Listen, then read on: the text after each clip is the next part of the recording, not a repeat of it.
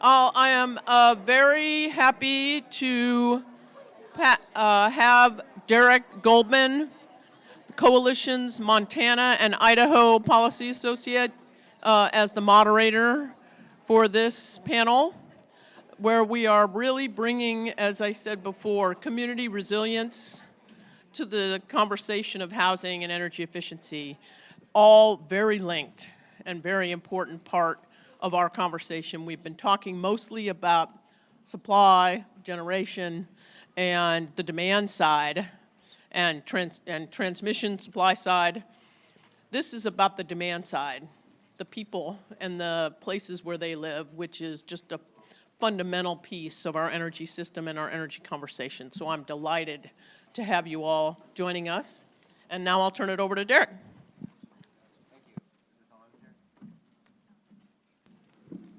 Okay, how's that? Thanks, everyone. Just a couple housekeeping items before we start this last panel.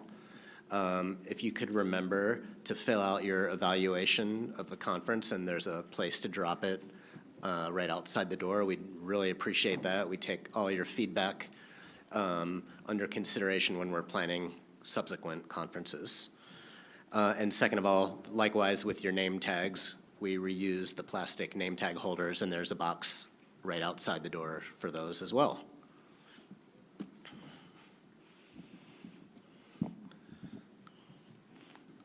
So energy touches all aspects of modern life, and like the housing costs, a household's energy burden can have detrimental impacts on affordability and the overall quality of life. This is especially true for low-income households, where support programs are often insufficient to meet the need. The Department of Housing and Urban Development defines an affordable energy burden as no more than 6% of household income. And here in Montana, 27% of households, nearly 120,000 of them, have higher than 6% energy costs compared to 20% nationally.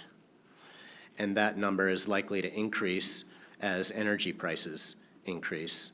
Customers of Montana's largest investor-owned utility were hit with a 20% average increase in residential electric rates 2 years ago and are now facing another proposed increase. So while we work to address housing affordability, we must also address the growing energy burden. And while we can't control utility rates, we can address how much total energy we consume and how efficiently we consume it. Yet many communities face challenges in implementing energy efficiency programs while also meeting the needs of affordable housing.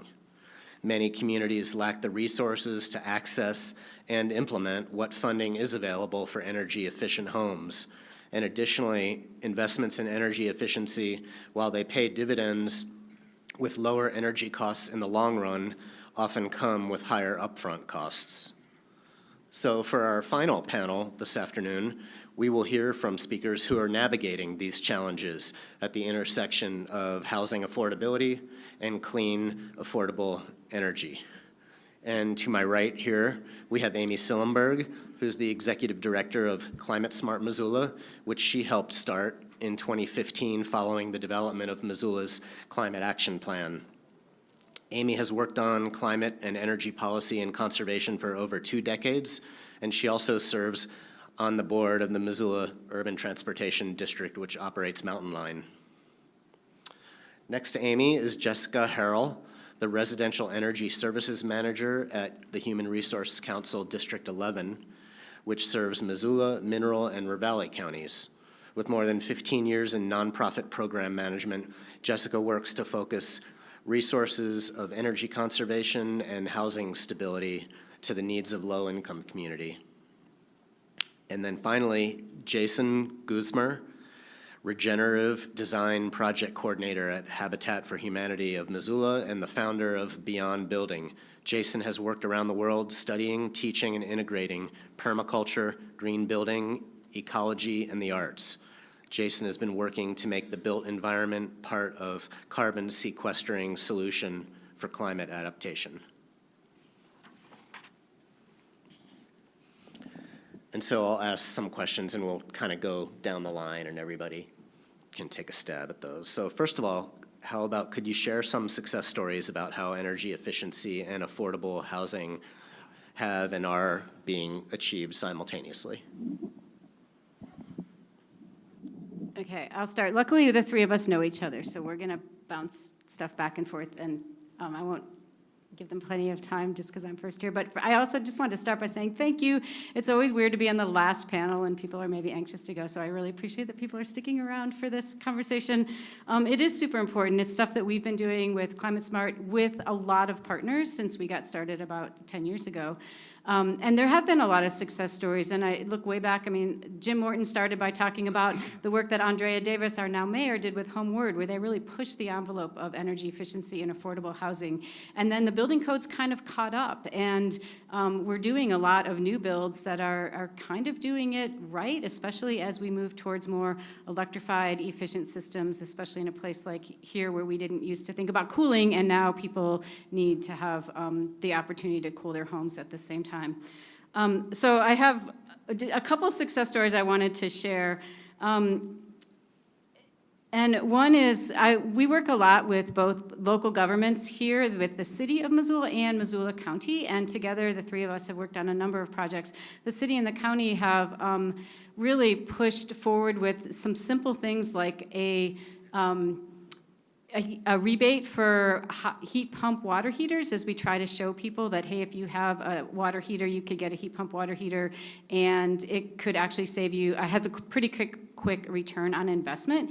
And together, there's a whole program of electrifying Missoula, which doesn't always make it easy for folks living in affordable housing, but we're trying to really figure out how we can help low-income folks also take advantage of some of these things and start where we can. A success story could be the startup of Missoula County, through County Extension, which is a pretty neat opportunity using Extension Office, where they do a lot of education. We stood up this past year a home upgrade hub. Corey's here as part of that. And it's both a success story and also difficult because the funding has been pulled for that. The success is that our local government isn't giving up, and they didn't just fire Corey and his colleague Holly. We're trying to figure out how to keep that program going. So one success is trying to integrate some of these efficiency programs through some maybe creative ways of working with local government and building the support for that. So if the funding all of a sudden disappears, we've got county commissioners and local officials that say, hey, no, we're not gonna let that go because it's too important. And we're all thinking really hard about how to communicate towards renters and towards folks that don't have a lot of funding. And I'll just maybe mention one other success story that we've had that we'd like to do more of with Climate Smart, a partnership that started with Clearwater Credit Union. They have committed, as our local credit union here, Jeremy's here for that, they've committed to net zero for their building operations, and that's difficult to reach, and so every year they purchase some carbon offsets. We started a carbon offset footprint fund at Climate Smart where we could fill the gap in some of these programs where, or some of these projects in housing where you got to do the value engineering, and it's really expensive to build this, even though the payoff return on investment would be really quick. They can't quite figure out how to do it. And so we started the program to kind of fill that gap. And so instead of putting in the success story would be instead of putting in some old style, radiant heat system that was going to cost a lot for the Missoula Housing Authority to, with energy bills, we were able to take some Clearwater's carbon offset money and buy heat pumps for a low-income housing for veterans that was built a handful of years ago. And so we've worked with Jess, but I'll pass this over to her too, with the Human Resource Council, different ways that we could take either philanthropy or carbon offset money or anybody that has a little bit to put forward and try to fill those gaps so that we could both do affordable housing and energy efficiency and electrification and solar at the same time. So I don't want to spend all the time talking about that. We're trying to find some creative models to bring more funding to it, basically. Hello. So as Amy was speaking, I work with the Human Resource Council and specifically with our Weatherization Assistance Program. Through that, I help to oversee energy auditors that go directly into the field for low-income families and individuals of the Missoula County and then our fellow counties, Ravalli and Mineral. We provide direct impacts for those individuals by installing energy conservation measures to decrease the energy consumption that has to happen to basically keep their house warm. Another really big piece of that is the health and safety component that we install in the home as well. So ensuring that there's proper ventilation in the home, any of those toxic vapors from cooking or from a gas appliance are being, there's that fresh air component coming into the home so that individual and the family is living well. A big part of our program is finding solutions to what is it that's maybe not keeping this home affordable. So part of that being that energy conservation component, putting in insulation into attics, skirting a mobile home with insulated panels, but also discovering if there's mold in the attic. And okay, well, we want to go in there and we would like to put in insulation and there's some condensation that's collecting and it's damaging the integrity of this home and potentially this family will no longer have a home as a result of that. So how can we use our funding sources to get creative and find a solution to mitigate that mold and then go in and make it a well-insulated place? Through our energy audits, we often discover some pretty scary situations. Carbon monoxide leaks in the home where individuals have been slowly been exposed to that for a long period of time and have some significant damages to their health as a result of that. And I think of the home as, and the affordability of the home is pretty holistic in that if we are providing some measures to ensure the health and safety of that individual, we're maybe decreasing their medical costs and allowing them to then put that funding towards their survival in their home or to feeding their family and so forth. One of the areas in which we work is through the Low-Income Home Energy Assistance Program is to respond to any households that have a no heat emergency. We will respond and then assess the condition of the furnace, see if we could repair it. Oftentimes it may be condemned due to its age or condition, and from there we go in and assess, okay, well, what's a viable replacement in this instance? Working with Amy and partnerships, we've been able to work with some clients who've had interest in electrification of their home. Recently, we had an individual who had an oil-fired furnace that was condemned and said, hey, what's a possibility I want to switch to electric? I've heard about these heat pumps. How can we make this happen? And I'll always ask the question to our funders. The worst thing they could tell me is no. And we were approved to be able to do a fuel switch on this home and electrify this home for this individual.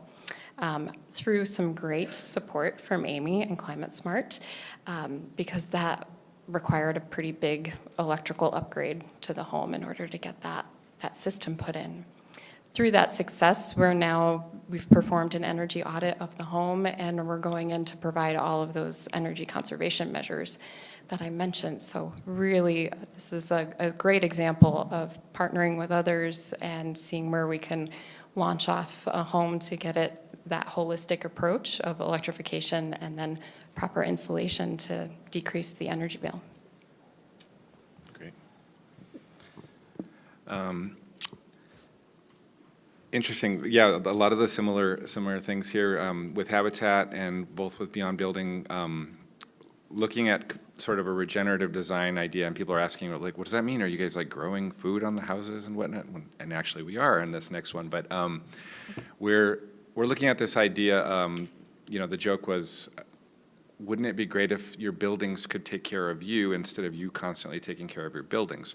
And what that means, right, is you have the inputs of your energy and your money and whatnot constantly keeping your buildings, upkeep and energy costs and heat and cooling and those things. And Habitat for Humanity works with partner families that make 40 to 80% of the area median income. And as an educator and designer, I was like, oh, this is a perfect place for me to work where we can reach a broader audience, because I didn't want to do boutique builds for people who have more resources. I want more adopting of these adaptation strategies. And so some of the low-hanging fruit that were success stories, we just started doing cost analysis of materials and how you could, if we could stack functions in our builds to reach some of the new energy codes, but lowering the cost by material choices. So, you know, early on, people who were doing high performance were thinking, okay, we're going to wrap houses in Dow Chemical Blue Board, and that's going to lower energy costs, and it does. But the upfront costs were suddenly making Habitat for Humanity houses more difficult to meet that affordability part. And so we're like, well, let's look at this half-century-old technology, double stud walls, dense packed cellulose, Mooney walls. These are systems that were adapted in the 1970s, and they have a trajectory, they work. We went to 2x6 construction in the 70s because we wanted more insulation on the walls. 2x4 walls can hold houses up, but we wanted more insulation. Well, what are other ways we can make thicker wall cavities? And now with the construction technology that we're looking at, as we're creating continuous insulation, we can have continuous insulation in the center of the building. It doesn't have to be exterior insulation. And when we did a presentation at the Affordable Housing Conference, we did a calculation that a square foot of an insulated wall with fiberglass insulation and exterior foam, and then the 1x4, and then the siding and the weather-resistant barrier, the typical high-performance assembly that meets code in places that have adopted it. Missoula hasn't. It was about $1.68, and if we did a double stud 2x4 wall, it was 42 cents with cellulose. So it's exponentially more affordable to do a carbon sequestering, product, and we can get comparable comfort levels and performance and things like that. And it's actually easier to do with our volunteer crews that we work with. So that was an exciting realization, because I was committed to doing it that way, but then we actually, compared numbers, and the affordability is, way, way better. Some of the other things that we're doing is everything's electric now. We're not bringing a fossil fuel pipeline to houses to light it on fire anymore. It's just, we're not doing it. And so what did that mean? Like, how could you do a really efficient radiant heating system? And so we looked at comparable climates to 46 degrees north around the planet. And guess what? They're using systems for the last 30, 40 years in Poland and Germany and Japan and Korea that use hot water radiant systems, but they're using air to water heat pumps instead of mini splits. And so the cost of running a refrigerant line in insulated copper to an air handler that's blowing hot air around, or to a cassette or wall unit or whatnot, ends up being about, $10 a foot for that copper refrigerant line. And if we were doing a monoblock system where we're using a buffer tank with glycol for heating, like you would put in a radiant heating system, and running that to radiators or wall fan units, or running it through the floor, it ends up being with an insulated PEX line, it's about 10 cents a foot, so 1,000 times cheaper. So it's crazy. Like, so some of this stuff is just borrowing from our neighbors across the water, outside of the red, white, and blue bubble. And the other parts that we're looking at is how the carbon sequestration model is going to be better adaptation for these extreme. You mentioned cooling. Cooling is becoming, I grew up in Missoula. It was, you opened your windows in the summer and at night, and you closed them down in the daytime. And even if you lived in a 100-year-old house along the railroad tracks, you could pretty much coast through that hot day. Those days are over. I mean, the extremes we're having now, and even the modern builds that we have done that meet the energy code, people are putting window unit air conditioners in them, and they're not very efficient. And so we were looking at ways to stack functions in our systems to not have air conditioning, but to build the building to have more thermal mass. So obviously, if you're doing radiant floor heating in concrete, that's a lot of mass, and that'll actually help the cooling of the building. And we're doing it on multiple stories as well. the next builds we're doing, they're not a success story yet, but it's gotten a lot of attention and some great support, some grants and some pro bono design work and whatnot. We're building mass walls, so we're using 12-inch thick double stud walls, but rather than putting drywall and dense packed cellulose in them, we're using 3 different recipes, and we're going to do a cost analysis and comfort and, you know, be able to collect data with our partner families. So we're filling with hemp hurden clay, which is from Montana, is a huge producer of hemp, light clay straw, and chip clay. And then we'll also have a dense packed cellulose one. So they'll all be on site for models. And the reason they work so well is because they are insulated walls that are comparable to the energy code, but they also have a lot of mass. So they're able to deal with those huge 100-degree days, 100-degree plus days that we're starting to have now that are becoming more typical.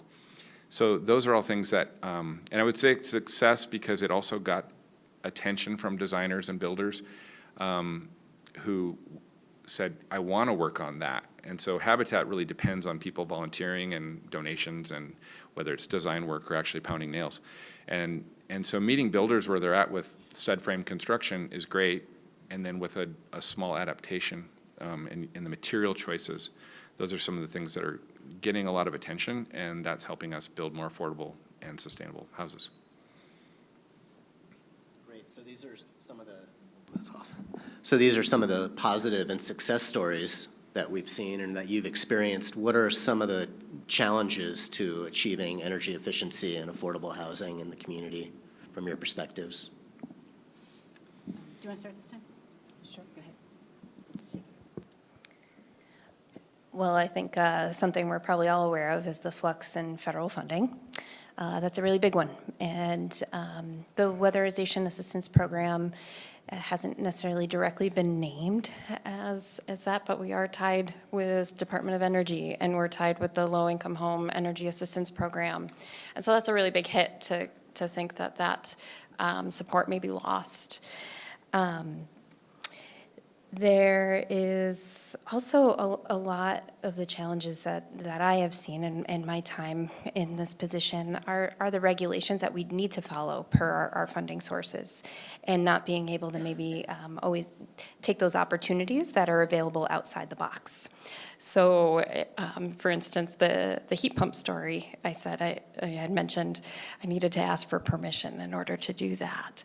And how nice it would just be to be able to go in and say, okay, this is what a client would like in their home, and to be able to provide respect for this individual, even though they are experiencing low income. You know, let's see how we can make that happen, and let's let that happen. So some of the challenges that I'm facing are some outdated systems that we're still operating in that are kind of forcing us into this way where we need to calculate our savings to investment ratio for what material we're installing or systems we're installing in the home to meet the best cost there. So there's some calculation pieces that are a little outdated for the state of Montana as a whole. The other piece that I'm seeing are where we do go in and provide these services for the home for energy conservation. We may be switching out a unit and electrifying the home, or working in a home that already has electrification, and the energy bills of these homes are still quite high. With the cost increase and the rate increases that have been happening and the ones that are proposed, the individuals are seeing still some large bills, even though we're going in and providing measures that are keeping the homes warm in the winter and cool in the summer. Something that's a challenge is the opportunity to be able to install renewable resources to support those systems. So if we could go into a home, electrify it, and then provide some solar renewal for that home, or if we were to go into, say, mobile home trailer park and service all of the 15 households that are there because they're part of our program, and then go in and install a community solar program for that area. That would really kind of alleviate some of those challenges that those households are experiencing in terms of the cost that are directly affecting their daily lives. I'll kind of leave that off and pass it. Yeah, some of the same challenges with electrification had often been, using resistance heat obviously is pretty inefficient. And so that was one of the challenges we wanted to do. And so we committed to doing that, and because we wanted to do that, we thought the best way to offset potential energy increases, and sure enough, they did, the prices, energy increases. We don't really get to choose who we buy our electricity from unless we're making it, right? So we committed to having a percentage of our build to go towards solar, and we're trying to have those solar panels also stack functions. So we can say we're going to get more out of them than just the energy, and so we're designing things like rooftop living spaces where then the solar panels are bifacial solar panels, and they create a pergola that cools the building and makes power, but that's looked at as sort of an exuberant expense and whatnot. And so then people who are wanting to maybe donate to Habitat are thinking that we're doing something really fancy, when really it's just something that makes a lot of sense to make the building cooler and more affordable. So it seems like when you do some of these things that are smart and looking long term, there's a little bit of like, but that's not cheap. That's not the cheapest thing you could do. You should just do the cheapest thing you can do. And so this whole concept of like the bottom line now and no forward thinking, no foresight, that's a mindset challenge to funders and to people thinking that you're being wasteful somehow by being looking out for your partner families. We say we shouldn't have to replace a lot of these materials in the life of their mortgage. Imagine, wouldn't that be great? So whatever the materials. So there's a pushback for doing that culturally a little bit. And then some of the other challenges are just the buy-in that going beyond the status quo is something that is even needed. And obviously, I think there's probably enough people saying that, we've got some challenges to overcome here. And so a lot of it's mindset stuff, and then of course the costs, because sometimes there are, and I think that we can overcome that because they do start to pay for themselves, but it's hard to get that initial buy-in from the public and people that we work with sometimes. And the other one was the equipment, and we've been challenged by this a lot. We're going to install our own air-to-water heat pumps with our own research and whatnot because we cannot find anyone in the trades in the community that even knows what we're talking about. They're like, oh, you're talking about like geothermal? And we're like, no, it's still an air source heat pump. We don't have hundreds of feet of water in the ground. It's really challenging. And then getting the equipment is challenging. And now that's going to be even harder because it's Canadian or it's Polish or it's from other parts of the country or the world. So we're concerned about that as well. Yeah, I think just building off a couple more points, having the contractors to do everything from heat pumps. I mean, the heat pump mini splits, we're getting more of those contractor type folks, but not everyone is comfortable and they cost a lot. And, we're still at that, at least in Missoula, Montana, we're still at the early stages of helping to move folks along so that there's not, we need more contractors so people can get a couple bids and actually get, good deal on some of these improvements they might make. There's also, we've just been through a building craze here for the last bunch of years, both retrofits and new builds, where if you're a builder, why wouldn't you go work for somebody and build a really sweet house or upgrade a really nice house, because they're going to pay you whatever you need to do that work. And so finding contractors that want to do the grimy, grungy work in a mobile home park or, doing retrofits for low-income folks, it's just not as fun. It doesn't pay as well. So we need more workforce.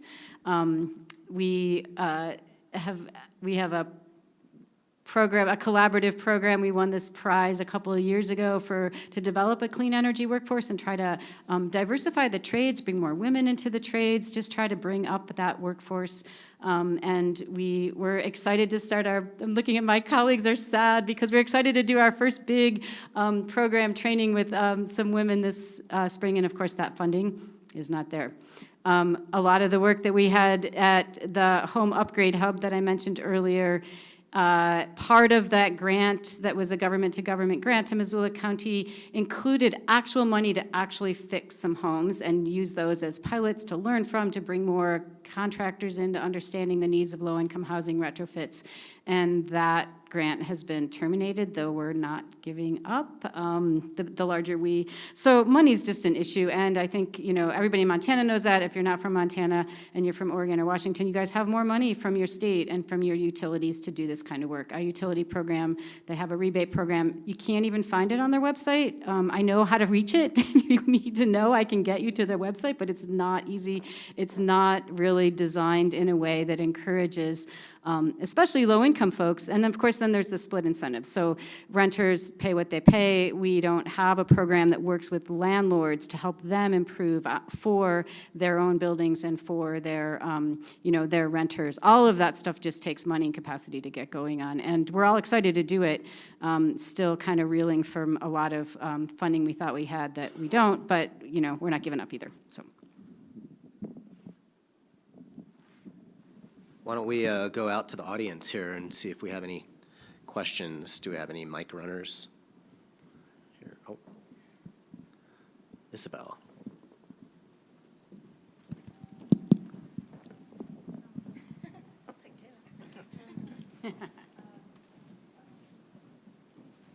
I just had two questions around LIHEAP, since you mentioned it, Jessica, and I know that everyone's kind of reeling from the slashing of the program.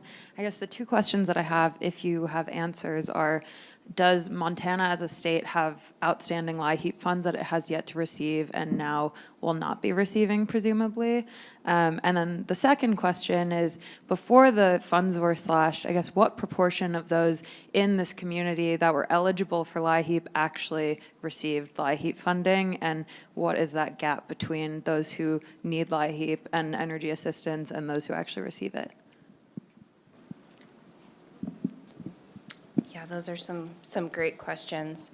I'll speak to what I can regarding your questions, but it's not necessarily my full department, and I'd be happy to get some exact numbers for you and pass those forward if we could connect after. We, as a state of Montana, serve around 16,000 households through the Low-Income Home Energy Assistance Program, and that's pretty much the consistent number for the past 3 years. In our Tri-County area, we've been serving over 3,000 households through our program. We're not servicing the number of individuals that are eligible for the program, and that could be a number of different factors contributing to why or why not a household applies. That could be, I live in a rural area, I don't have transportation. It could be, I'm not sure how to navigate this complex application. I'm not sure how to get you the corresponding documentation that you need. So there's a lot of complexities there. There's some individuals that are just not aware of it. There could just be some personal choices as to whether I decide I would like to apply for assistance or not. So that is a big piece. In terms of the funding, we're still drawing down and receiving for this year. Our application end date was the 30th of April, and we're still processing applications for individuals and households to receive credits for their energy bills and their utility bills. But I'd be happy to do a little bit more research for you and get you a more refined answer.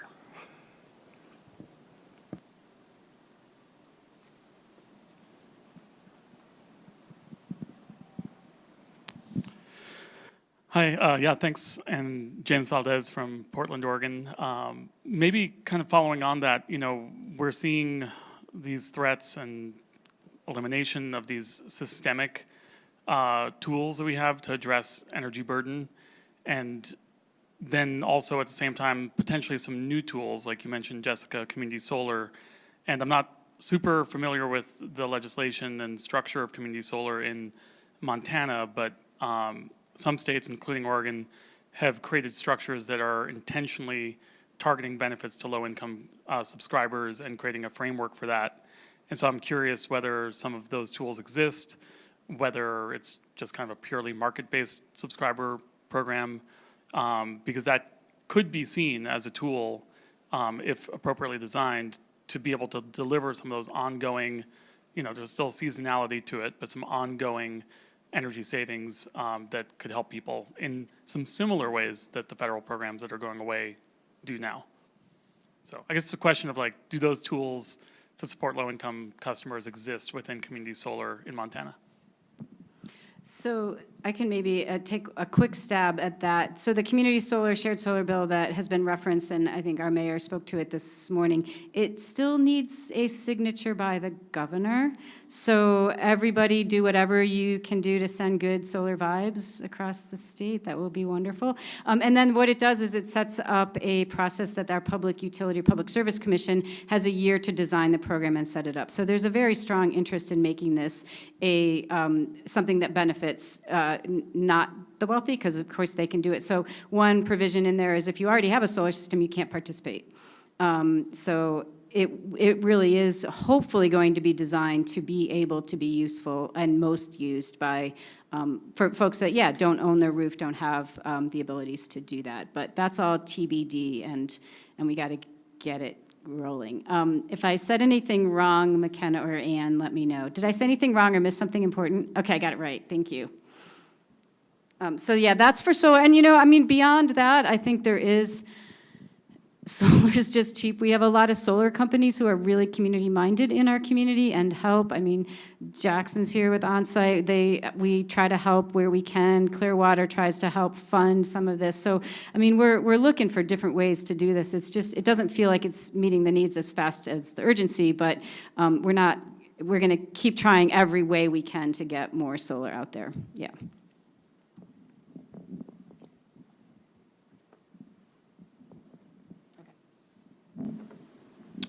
Okay, moving on here. Jason talked about insulation as one of the lower hanging fruit ways to make housing more energy efficient without necessarily sacrificing affordability if it's done right and properly. What are some of the other lowest of the low hanging fruit that you all see in energy efficiency? I'll just offer a couple. Clearly, we can insulation and thick walls and caulk and all those kinds of basic building practices. Helping people understand those, and if maybe it's not a full blower door test, but just more awareness, more education to help people see what's missing in their home, or, where they're losing energy in their home and could make it more efficient is one. And then I also think on a whole different scale, like what we were speaking to this morning about, building up and building inward in our communities and building fourplexes and sixplexes. Those are just simply more efficient. You're sharing walls. You're building smaller homes. A condo or apartment that's just smaller is going to be use less energy and going to be more energy efficient in the way that you do it. So it's sort of everything from individuals and retrofits. A lot of our architects and developers here in town are super aligned and super interested in making those efficient homes, maybe even building smaller, building all electric, and it's kind of getting the word to some of the folks that maybe still aren't quite there yet. And the more our electricity and energy rates do go up, the more there's conversation around that. Okay, I really dislike my response because I don't like being told what to do. But I really firmly believe that there is something to be said about the educational component that Amy brought up and incorporating lifestyle changes and how we conduct ourselves in our home, how we choose to live in that space, how we choose to open up our mail and understand the bills that are coming to us that we have to pay. And that's really hard to go out into a community and say, this is how you should live your life.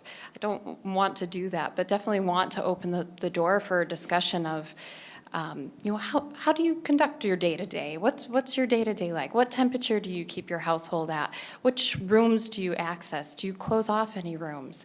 What's the condition of your home?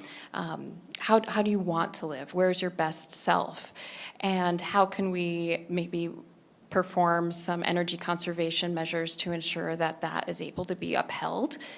And if not, can invite a conversation to offer other thoughts of constructive ways of living. Be it, hey, I noticed in our conversation that you're not accessing this living room. How about we close the heat registers in that room and we shut the door and keep it closed during the winter time? To help keep your costs down in the home. Those are some of the conversations that our energy auditors are having in the field with our clients. Some other simple measures that I'll mention are air sealing and attic insulation in the home. How can we seal up any cracks around windows, doors, any of that heat loss that's going up? Heat rises. So being able to seal those cracks to ensure that the heat is staying in.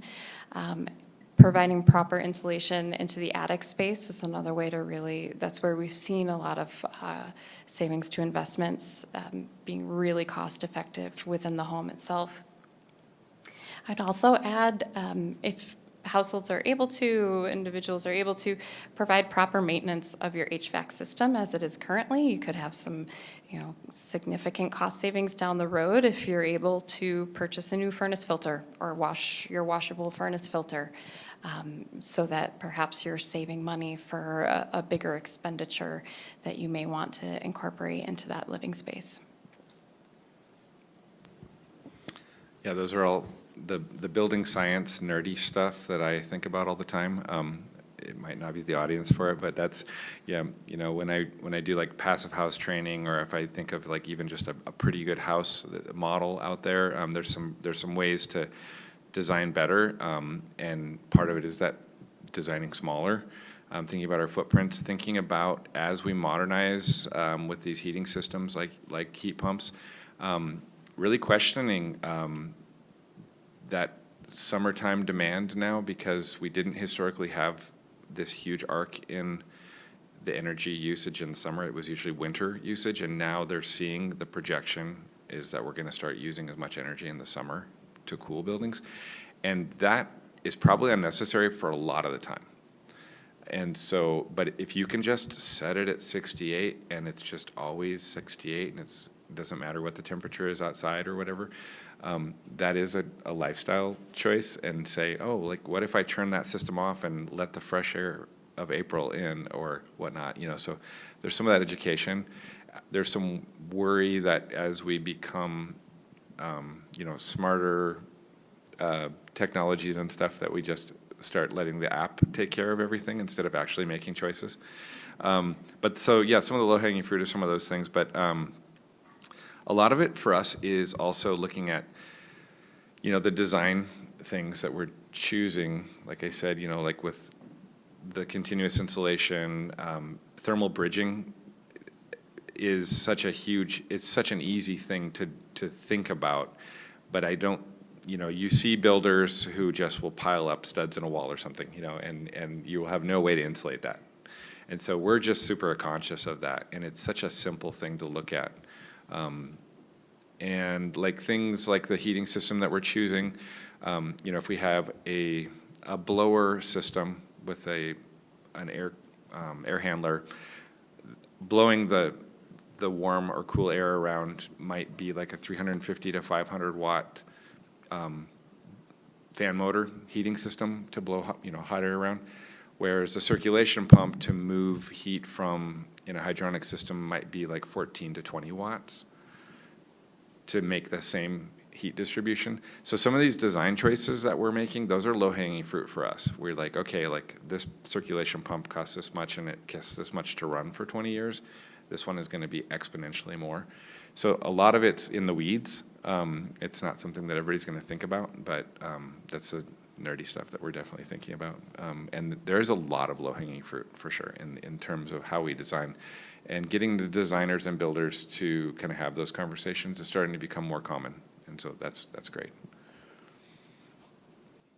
I just have to add one more because we're talking about low-hanging fruit, which makes you think about trees, right? And so we can use a lot of trees on the outside, maybe not to get in front of your solar panels, but shading on the outside and just putting shades on the outside to keep that heat from coming in the summer, and can even keep things warm in the winter. So nature has a lot of solutions too.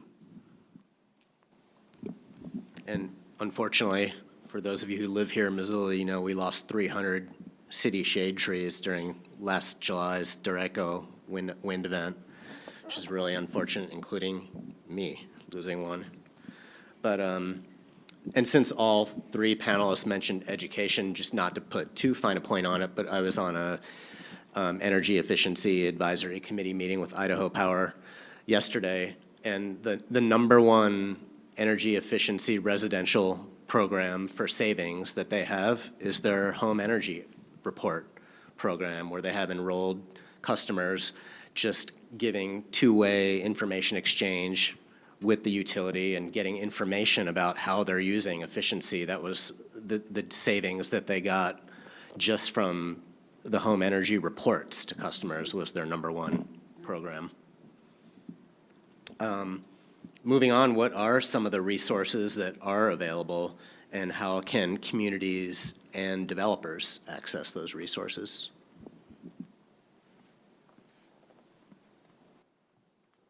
Okay, I'll just list a few.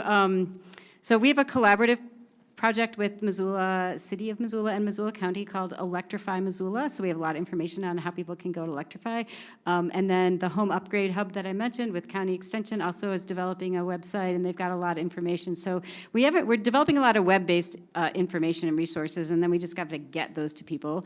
There's various workshops, webinars that we do in collaboration, or again, local government. We're trying to do whatever we can to get the word out. In fact, if you're in Missoula, there's an Electrify Homes Tour on May 17th, and information in the back. So we try to meet people in lots of different ways, passively, getting people together, happy hours, home tours, all that kind of stuff is really helpful. Trying to also just figure out not just getting information, but how do we tell better stories? How do we make sure that people understand opportunities out there? And we're seeing a lot of people in our community want to be part of climate solutions at the same time that they want to save energy, and helping folks connect and throw a better party, get people together in positive ways. Things you can do to improve your homes that can be tangible and helpful. Plant a tree. People feel good about that stuff. So we are trying to we develop creative opportunities so that people can tap in and help each other, help your neighbors. We're talking about house parties you could do that could share this information with your neighbors so that it's not all just coming to one entity or local government or even us. So we're trying to democratize all of that work, and I think that's kind of the work of, forever here. And also there's some more folks that work directly in this field, local builders, developers, architects. There's a couple different groups that are meeting more frequently now and trying to, get together and share understandings and figure out how to communicate this. Because a lot of things are happening in our community, we just don't always know about them and communicate. So a lot of work that we can do in that field, I think, but we're getting there. Started anyway.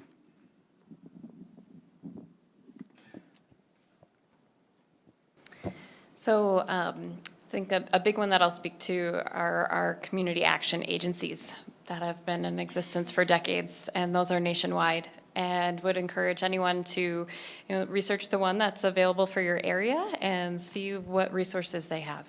The purpose of those agencies are to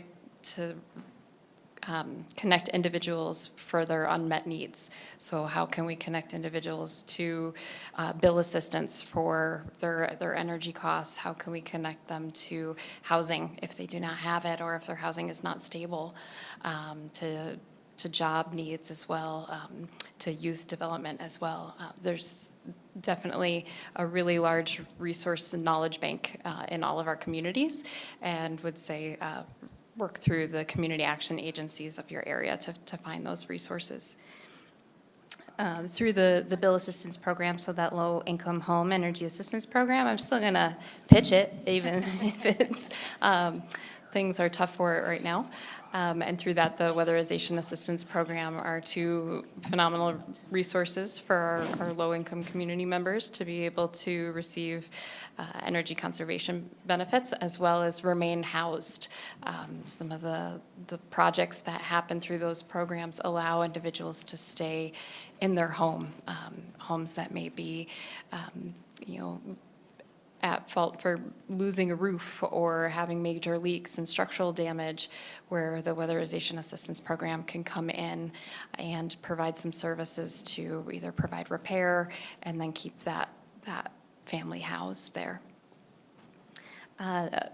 Being in contact with utility providers to see what rebate programs are available. There may be some other rebate programs locally through banks and financial services as well.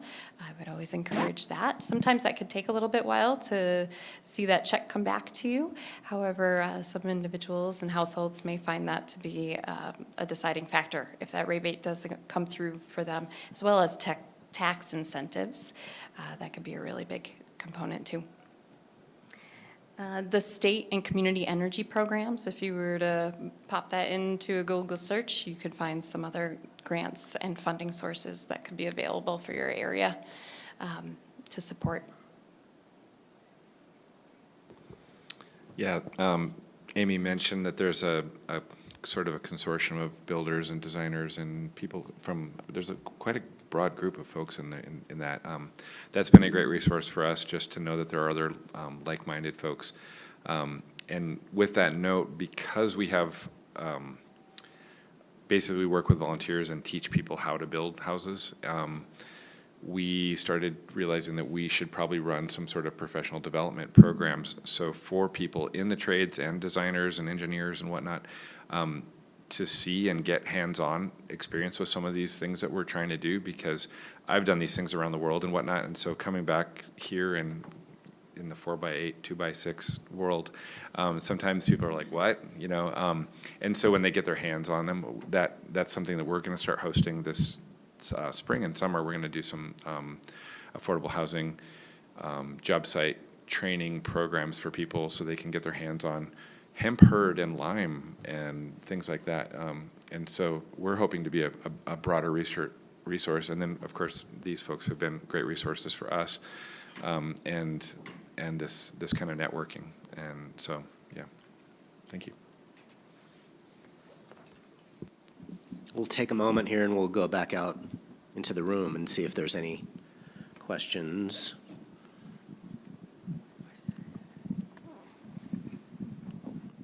Quick question.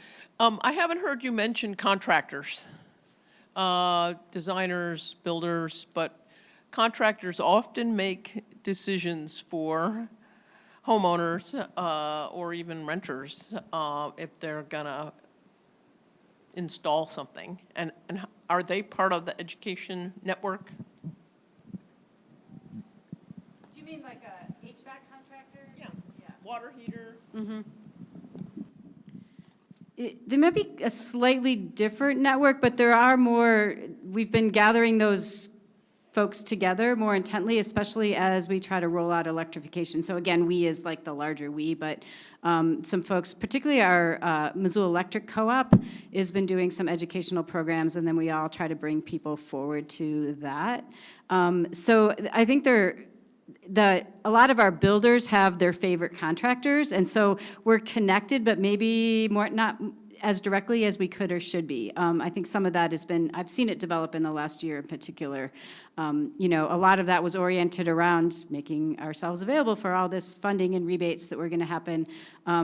We, at this point, Kyla's sighing with DEQ maybe, but the rebate program that was supposed to get set up from the federal level, it's still a possibility. It's just on hold. So if we could have rebates that were designed for low-income folks, there's like more of a kernel to get together all those folks in the same room. we were kind of waiting for that. So more opportunity, good point. I was just going to speak real quickly to the contractor piece as well. So with the weatherization assistance program, we're basically in our district here, we work with several contractors, HVAC, plumbers, electricians, and do a procurement process and ensure that individuals are open to working through the regulatory pieces that we need to follow for the program. And we have some fantastic contractors that are willing to learn, willing to grow with us, willing to try things out, which is really exciting for us, especially since we often demand a lot of them that's beyond maybe what code is asking for. So yeah, contractors, at least in our city and county, have been absolutely fantastic in wanting to grow and look at these renewables. Hi, thanks for being here. My name is Kirsten. I live in Columbia Falls and Flathead Valley and work on some of these issues. And, you know, comparatively, Missoula is like a utopia for this type of resources that, you know, we don't have in Flathead Valley and have a much more difficult kind of resource and political environment. So wondering if you guys have any tips and tricks on how to build networks that are much more nascent and, you know, maybe fast track some momentum towards progress on these issues.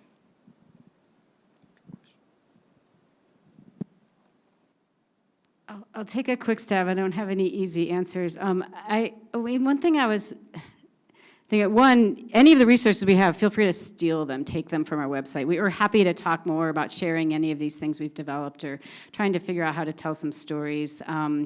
There's a great Montana Public Radio reporter that lives up in Columbia Falls, and, you know, trying to figure out how you could kind of step into this a little bit. But the one thing that's occurred to me as I was thinking about this panel, you know, originally you might think energy efficiency and low-income housing, and those are somebody else.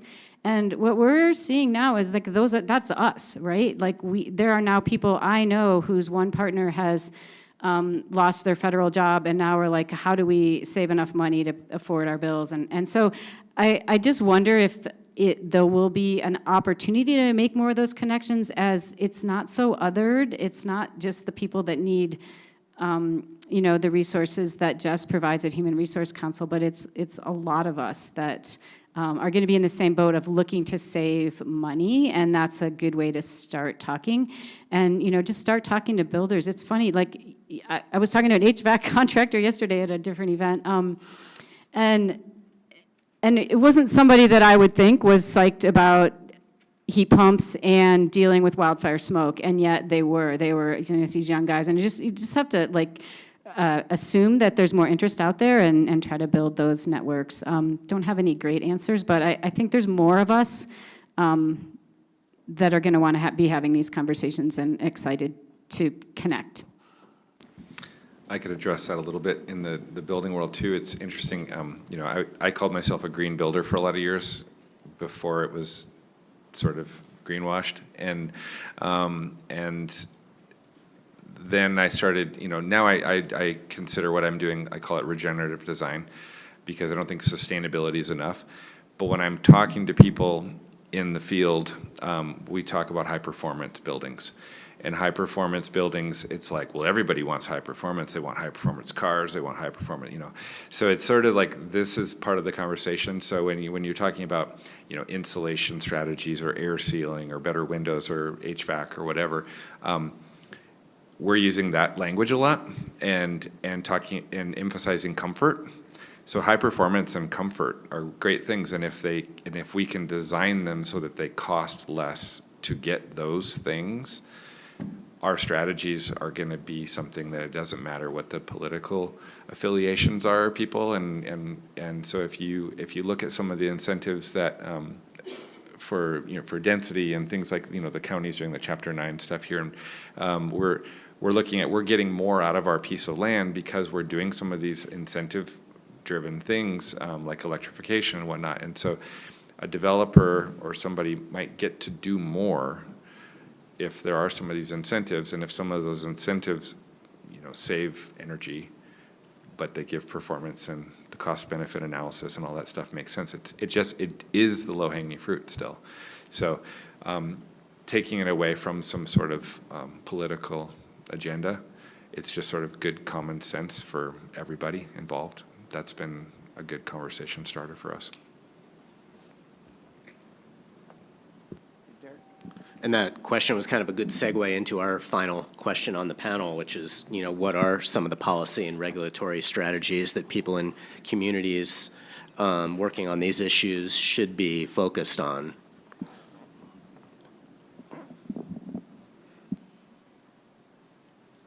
Yeah, I guess one of the projects we're working on, and I think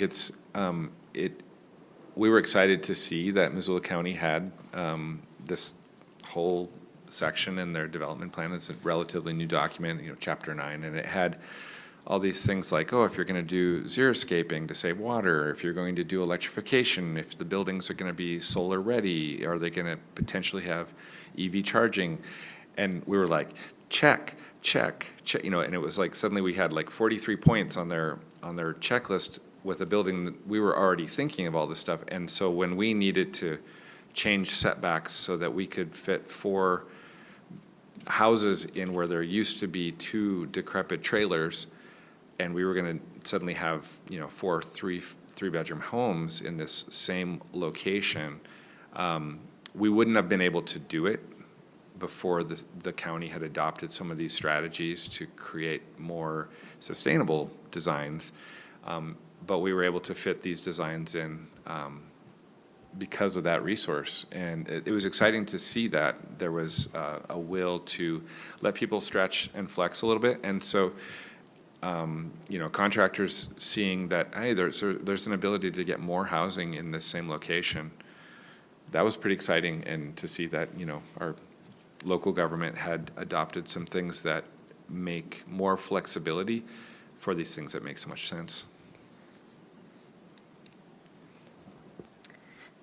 I think a lot about socioeconomic justice and, my day-to-day and working with individuals and families and hearing their stories of what has brought them to where they are in this situation that is put them in the place where they're having a hard time either paying their utility bill or getting transportation to be able to go to work or to put food on the table. And all of those things that individuals are juggling, excuse me, and having to make those decisions of where am I going to put my resources today so that we could survive and be here tomorrow. And it's a really hard thing to make those decisions for your family and for yourself of, am I going to pay my utility bill this month if I could actually wait until the end of March because we're in winter moratorium and I can hold out this long and keep food going on the table. And then come April, when that moratorium's done, now all of a sudden I have this really large bill to pay, and how am I going to be able to do that? And I think that goes back to some of our community resources components as well. I do really think, in speaking with some of our utility providers, that there is maybe a lack of lived experience in some of those hardships. And there's a lack of, or maybe, individuals have had that lived experience and know what it is to have to make the tough decision of where do I put my finances today. But really sharing those stories to look at how are we going to make decisions moving forward. And for our utility providers, working with Northwestern Energy and having that moratorium where individuals can hold out before they pay that bill, if that were to go away, what would that effect be like for the families? Are they actually going to then be able to put food on the table if they have to pay their utility bill to keep the heat on? Having programs like the Low-Income Home Energy Assistance Program is really essential to be able to provide some of those credits on the energy bill so that individuals can survive the winter. I think a lot about where we move forward through our weatherization assistance program and the funding that we have through Northwest Energy to service households. And coming back from turnover with the pandemic, being able to meet our contract needs and spend it out, or otherwise that contract is now going to go and maybe we're looking at more bill assistance pieces and getting Northwest Energy to kind of look at paying those bills that haven't been able to be met. And that could then pull away from the energy conservation side of pieces for our low-income community members, where it could be a win-win, right? So we're working to install those energy conservation pieces, and then the utility company is then able to be paid because the family can now meet that energy bill if the cost is down a little bit more. So I think about that quite a bit when I'm thinking about policy and how we go and create policies, thinking about the stories of the families that those policies are directly affecting. There is a really neat piece through the weatherization assistance program that came forward, part of it a few years back with Northwestern Energy. Was weatherization enabling funding, and the Department of Energy has incorporated this as well. It's now referred to as weatherization readiness.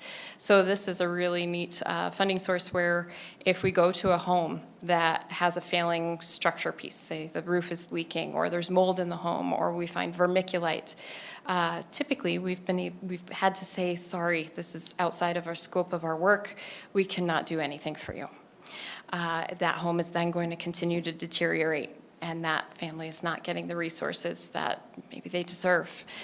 And now through this readiness funding, we're able to say, okay, let's get that roof repaired. So now we can put insulation into the attic. Let's abate the vermiculite. So we can put insulation in this attic, and now you're no longer exposed to those fibers. Let's remove that mold and get a healthy and safe living environment, and you're going to see the effect too of having fewer medical bills because you're not breathing in that toxic substance. And I think that is a great component of the weatherization assistance program that has been extremely powerful for our community members to be able to now have a healthy and safe living environment and then be able to receive the further piece of our energy conservation measures there. So. Yeah, I was thinking a lot about this question because policy or regulations, it's really hard to do regulations in our state, and in Missoula we're not allowed to do things like have building codes that are above the state code, but we could do a lot with incentives, and that also takes money, and if there's a pretty cash-strapped local government. I think the biggest thing we can do for policy is to try around this region in the country to keep the policy we have, which is the Inflation Reduction Act, and keep it funded. There is so much good that is directly speaking to this that could get lost, and so I know we're all scared about that, working on that in whatever capacity we have, but we need to keep the policies that we have. And then I think in our state, we know that our, Northwestern Energy could do more with the programs that they have for folks, a better rebate program, and that's more accessible and worth more. Actually, being willing to allow for and fund fuel switching. There's a whole lot of things we can do, and I know we can learn from other states where you guys are kind of have been or more creative. But I think mostly what we need to do is not give up on some of these really big policy levers that. Hopefully, that could still be there, and if they go away, we're just going to have to fight to bring them back. Can I just add one more thing? Run for your public service commission, too. It's a monopoly. You should take back the control. And on that note, before Nancy closes us out here for the afternoon, I'd like to thank all of you for taking time out of your day to join us on this panel and share your knowledge and thoughts. Thank you.